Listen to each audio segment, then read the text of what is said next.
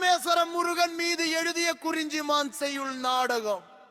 செய்யுள் நாடக காப்பியம் பகுதி 35. ஆசிரியப்பாவின் தொடர்ச்சி ராகத்தில் பாடுதல். ஆசிரியப்பாவின் தொடர்ச்சி ராகத்தில் பாடுதல்.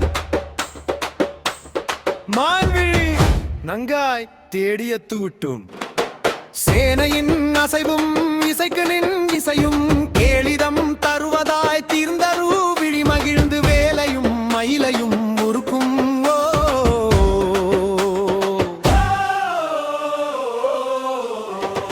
உனதுவே லவனங்குளனோ தெரிவை கொள் எனது மனத்தில் உறைந்தன வள்ளி தேமனும் ஊரில் மான்விழி தெரியேன் அம்மீமா தேடின இடம்போ எரியாய் நீ அங்கமுத்து உருகர் தம்மிடம் தேடினர் இனியன பேசினும் ஓர் நாள் ஆகா ஆகா ஆகா ஆகா ஆகா ஆகா ஆகா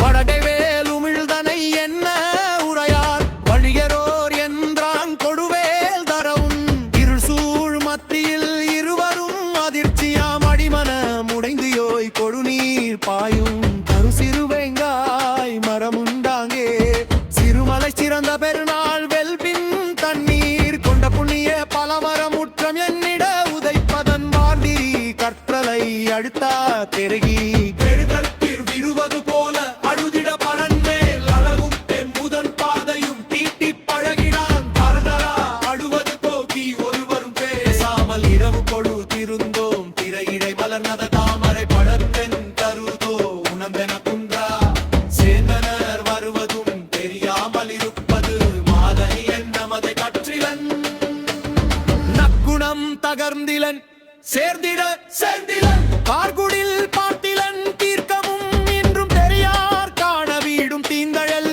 வீடு தடுத்து பெருமிதம் எறும்பு கூக்கில் புலித்தோல் அருமுகமோ அவரும் தேரோ தரவு என்னுள் அன்னரன் என்னையும் கடந்தார் தீசுடர் பரவும் தப்பினேனோ நானும் நின்று இருந்தேன் அன்பர் மறுபடி வந்தும் ஒழுங்கா தேடினர் இடுமுகம் இடுங்காவின் மானனை பாரே வேண்டுவார் தனிநாள் வெண்டவோ தெரியேன் திருமுகம் நுண் மலக்ககு தவறுடன் கரைத்தையோ தென்ற ஐயா துயரே வள்ளிகி ஆகா மறைப்பதென் மானன் வள்ளிகி ஆகா மனமும் குணமும் போர்பட தெரியா